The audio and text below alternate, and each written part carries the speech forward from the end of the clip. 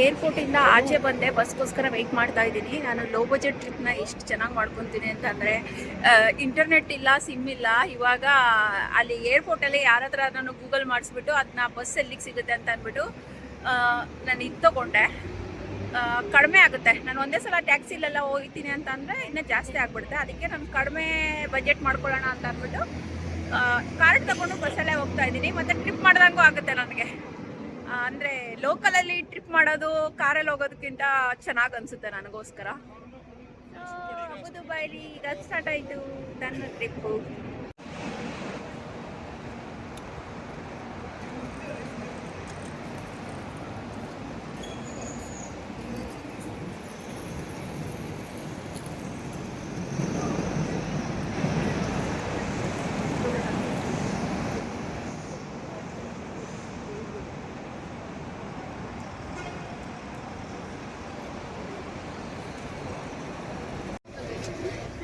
ನಾನು ಇವಾಗ ಕಾರ್ಡ್ ತಗೊಂಡು ಅಬುದುಬೈಲಿ ಬಸ್ಸಲ್ಲಿ ಹೋಗ್ತಾ ಇದ್ದೀನಿ, ಟ್ರಾವೆಲ್ ಮಾಡ್ತಾ ಇದ್ದೀನಿ. ಇವಾಗ ಹೆಂಗೆ ಟ್ರಾವೆಲ್ ಮಾಡ್ತಾ ಇದ್ದೀನಿ ಗೊತ್ತಾ?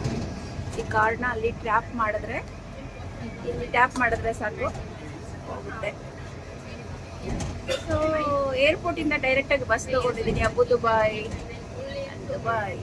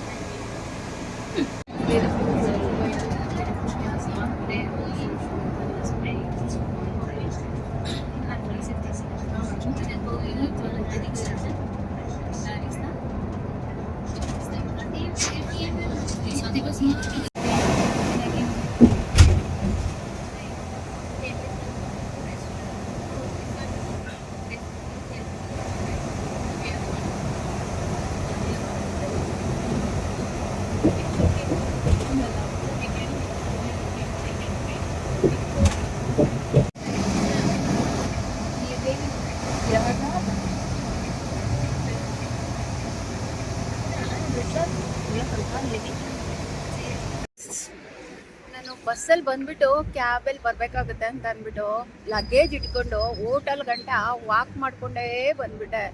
ಇಲ್ಲಿ ಏನು ಪ್ರಾಬ್ಲಮ್ ಅಂದರೆ, ಪಕ್ಕದಲ್ಲೇ ಇದೆ, ಕಿಲೋಮೀಟ್ರ್ ತೋರಿಸ್ತಾ ಇದೆ, ಇಲ್ಲಿದೆ. ಅಲ್ಲಿಂದ ಇಲ್ಲಿಗೆ ಬರೋದಕ್ಕೆ ಮೆಸ್ ಹಾಕ್ಬಿಟ್ಟಿದ್ದಾರೆ. ಮೆಸ್ ಹಾಕಿರೋದ್ರೆ ಮುಂದೆ ಹೋಗಿ ಅಲ್ಲಿ ಫ್ಲೈಓವರ್ ಥರ ಇರುತ್ತೆ, ಅಲ್ಲಿ ಬರಬೇಕು. ಇಲ್ಲಾಂದ್ರೆ ಸಿಗ್ನಲ್ ಎಲ್ಲಿರುತ್ತೆ ಅಲ್ಲೇ ಬರಬೇಕು. ಅಯ್ಯೋ, ನಮ್ಮ ದೇಶದಲ್ಲಾದರೆ ಯಾವ ಸಂಧಿ ಗುಂದಿಲಾದರೂ ಬಂದ್ಬಿಡ್ಬೋದು. ನಾನೆಲ್ಲೋ ಪಕ್ಕದಲ್ಲೇ ಇದೆಯಲ್ಲ, ಯಾಕೆ ಸುಮ್ಮನೆ ವೇಸ್ಟ್ ಮಾಡಬೇಕು 1,500 ರೂಪಾಯಿನ ಕ್ಯಾಬ್ಗೆ ಅಂದ್ಬಿಟ್ಟು ಇಲ್ಲಿನ 1 ಕಿಲೋಮೀಟ್ರಿಗೆ ನಿಯರ್ ಬೈ 1,500 ರೂಪಾಯಿ ಈ ಥರ ತೋರಿಸ್ತಾ ಇತ್ತು. ನಾನು ಏರ್ಪೋರ್ಟಿಂದ ಬಸ್ಸಲ್ಲಿ ಬಂದಕ್ಕೂ ಅದಕ್ಕೆ ಅಷ್ಟು ಆಗಿರಲಿಲ್ಲ. ಸೊ ಅದಕ್ಕೋಸ್ಕರ ನಡ್ಕೊಂಡು ಬರೋಣ ಅಂತ ಬಂದರೆ, ಅಯ್ಯೋ ಫುಲ್ಲು 1 ಕಿಲೋಮೀಟ್ರ್ ನಡೆಸಿ ಆ ರೋಡಲ್ಲಿ ಹೋಗಿ ಸಿಗ್ನಲ್ ಇರೋ ಗಂಟ ಹೋಗಿ ಎಳ್ಕೊಂಡು ಬಂದು ರೆಸ್ಟ್ ಮಾಡ್ತಾ ಇದ್ದೀನಿ ಕೂತ್ಕೊಂಡು. ಈ ಥರನೂ ಸ್ಟ್ರಗಲ್ ಮಾಡೋದಾ ಫಾರಿನ್ ಬಂದು ಅಂತ ನೋಡಿ ಹೆಂಗೆ ಸ್ಟ್ರಗಲ್ ಮಾಡ್ತಾ ಇದ್ದೀನಿ ಅಂತ. Good evening. ನಾನು ಬಂದು ಹೋಟೆಲ್ಗೆ ರೀಚ್ ಆದೆ. ಬಟ್ ಆವಾಗ ವೀಡಿಯೋ ಮಾಡೋಕ್ಕಾಗಿರಲಿಲ್ಲ. ಏನಕ್ಕೆ ಅಂದರೆ ಲಗೇಜ್ ಎಲ್ಲ ತುಂಬ ಇತ್ತು. ನಾನು ಸರ್ಚ್ ಮಾಡಿಕೊಂಡು ಹೋಟೆಲ್ ಹುಡ್ಕೋಷ್ಟರಲ್ಲಿ ನನ್ನ ಪ್ರಾಣ ಹೋಗ್ಬಿಟ್ಟಿತ್ತು. ಏನಕ್ಕೆ ಅಂತ ಅಂದರೆ, ನಾನು ಕ್ಯಾಬ್ ದುಡ್ಡು ಉಳಿಸೋಣ ಅಂತ ಬಂದುಬಿಟ್ಟು ತುಂಬ ಸ್ಟ್ರೈನ್ ಮಾಡ್ಕೊಂಬಿಟ್ಟಿದ್ದೆ. ಇವಾಗ ನಾನು ಫಸ್ಟಿಂದ ನಾನು ಯಾವ ಏರಿಯಾದಲ್ಲಿದ್ದೀನಿ, ಎಷ್ಟು ಏನಾಯಿತು ಅಬುದುಬೈಲಿ ಎಲ್ಲಿದ್ದೀನಿ ಅಂತ ತೋರಿಸ್ತೀನಿ ಬನ್ನಿ.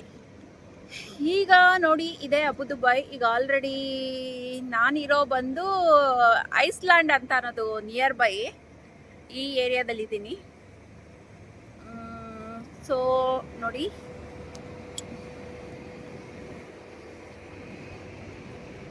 ಅಫಿಷಿಯಲ್ ಏರಿಯಾ ತುಂಬ ಚೆನ್ನಾಗಿದೆ. ನಾನು ಇರುವುದು ಈ ಬಿಲ್ಡಿಂಗಲ್ಲಿ. ಈ ಬಿಲ್ಡಿಂಗು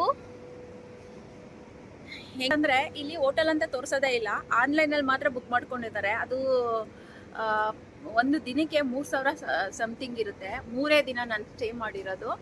ಈಗ ಸ್ಟೇ ಮಾಡಿರ್ಬೇಕಾದ್ರೆ ನನಗೆ ಈ ಹೋಟೆಲ್ ಹುಡ್ಕೋಕ್ಕೆ ಯಾಕೆ ತುಂಬ ಕಷ್ಟ ಆಯಿತು ಅಂತ ಅಂದರೆ, ಬೇರೆ ಕಡೆ ಬೇರೆ ಪ್ಲೇಸ್ ತೋರಿಸ್ತಾ ಇತ್ತು ಆನ್ಲೈನಲ್ಲಿ. ಅಲ್ಲಿ ಹೋಗ್ಬಿಟ್ಟು ಮತ್ತೆ ತಿರ್ಗಾ ಈ ಕಡೆ ಒಂದ್ಸಲ ಬಂದೆ. ಆನ್ಲೈನಲ್ಲಿ ಒಂದೊಂದ್ಸಲ ಲೊಕೇಶನ್ನ ಚೇಂಜ್ ಮಾಡಿಬಿಟ್ಟಿರ್ತಾರೆ. ಅಂದರೆ ಪಕ್ಕ ಸ್ಟ್ರೀಟೇ, ಬಟ್ ವಾಕಿಂಗ್ ಮಾಡಿಕೊಂಡು ಲಗೇಜ್ ಎತ್ಕೊಂಡು ಬರೋಷ್ಟರಲ್ಲೇ ನನಗೆ ನಿಜವಾಗ್ಲೂ ಟಯರ್ಡ್ ಆಗೋಯಿತು.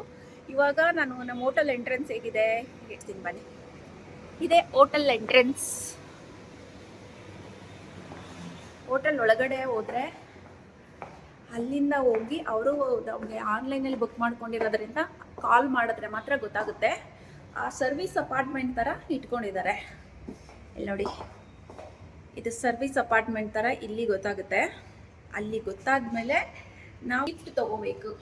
ಲಿಫ್ಟ್ ತೊಗೊಂಡು ನನಗೆ ಕೀ ಕೊಟ್ಟಿದ್ದಾರೆ ಆಲ್ರೆಡಿ, ನಾನು ತೋರಿಸ್ತೀನಿ ಬನ್ನಿ. ಲಿಫ್ಟ್ ಒಳಗಡೆ ಹೋದರೆ ಏನು ಗೊತ್ತಾ, ಎಮ್ ಫ್ಲೋರ್ ಅಂತ ಹೇಳ್ಬಿಟ್ಟು ಇದು ಎಮ್ ಫ್ಲೋರ್ಗೆ ಹೋಗಿ ಆ ಎಮ್ ಫ್ಲೋರ್ ಒಳಗಡೆ M1 ಅಂತ ಇರುತ್ತೆ ರೂಮ್ ನಂಬರು. ಆ ರೂಮ್ ಒಂದು ಅಪಾರ್ಟ್ಮೆಂಟಲ್ಲಿ ಅವರು ಚಿಕ್ಕದು ಇದು ಮಾಡ್ಕೊಂಡಿದ್ದಾರೆ. ಎಮ್ ಫ್ಲೋರ್ ಬಂದೆ. ಇಲ್ಲಿ ಎಮ್ ಫ್ಲೋರಲ್ಲಿ ಇದು ಹೋಟೆಲ್ ಥರ, ಮನೆ, ಆಫೀಸು ಎಲ್ಲ ಥರನೂ ಇದೆ. ಈ ಕಡೆ ಒಂದೊಂದು ಥರ ಇದೆ ಆಫೀಸು. ಇನ್ನೂ ಕನ್ಸ್ಟ್ರಕ್ಷನ್ ಆಗ್ತಾ ಇದೆ. ಎಲ್ಲವೂ ನೋಡಿ ಇನ್ವೆಸ್ಟ್ಮೆಂಟ್ ಕಂಪ್ನಿಗಳು ಇದೆಲ್ಲ ಆಗ್ತಾ ಇದೆ. ನಾನು ಇರುವುದು ಈಗ ಇಲ್ಲೇ. ಇದಕ್ಕೆ ಮೇನ್ ಗೇಟ್ಗೂ ಕೂಡ ಕೀ ಕೊಟ್ಟಿದ್ದಾರೆ ಎಷ್ಟೊಂದು ಜನ ಇರೋದ್ರಿಂದ.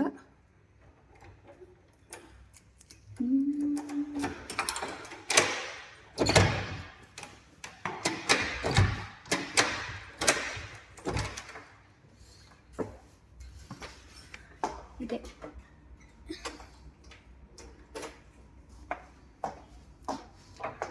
ಒಳಗಡೆಯಿಂದ ಒಂಥರ ಕಾಣಿಸುತ್ತೆ, ಹೊರಗಡೆಯಿಂದ ಇನ್ನೊಂದು ಥರ ಕಾಣಿಸುತ್ತೆ. ಆನ್ಲೈನಲ್ಲಿ ನೋಡಿದಾಗ ನನಗೆ ಬೇರೆ ಥರನೇ ಕಾಣಿಸ್ತು ಹೋಟೆಲ್ಲು. ನನ್ನ ರೂಮ್ ತೋರಿಸ್ತೀನಿ ಬನ್ನಿ. ಇದೇ ನನ್ನ ರೂಮು. ಎಲ್ಲ ಕಡೆನೂ ಸೇಫ್ಟಿ ಇದೆ. ಬೇರೆಯವ್ರಿಗೆಲ್ಲ ಚಿಕ್ಕ ಚಿಕ್ಕ ರೂಮ್ ಥರ ಮಾಡಿಬಿಟ್ಟಿದ್ದಾರೆ. ಈಗ ನನ್ನ ರೂಮ್ಗೆ ಎಂಟ್ರಿ ಮಾಡಿಸ್ತೀನಿ ಬನ್ನಿ. ಇದೇ ನನ್ನ ರೂಮು, ಇಷ್ಟೇ ನನ್ನ ರೂಮು. ಈ ರೂಮ್ಗೆ ನಾನು ಎಷ್ಟು ಪೇ ಮಾಡಿರ್ಬೋದು ಗೊತ್ತಾ? ಗೆಸ್ ಮಾಡಿ ಹೇಳಿ ಯಾರಾದರೂ. ಈ ರೂಮ್ಗೆ ನಾನು 3 ದಿನಕ್ಕೆ ಎಷ್ಟು ಪೇ ಮಾಡಿದ್ದೀನಿ? 3 ದಿನಕ್ಕೆ 10,000 USD ಅಂತ ಅಂದರೆ $100 ಅಂದರೆ 10,017 ರೂಪಾಯಿ ಪೇ ಮಾಡಿದ್ದೀನಿ. 3 ಡೇಸ್ ಅಷ್ಟೇ, 3 ದಿನ. 3 ದಿನಕ್ಕೆ.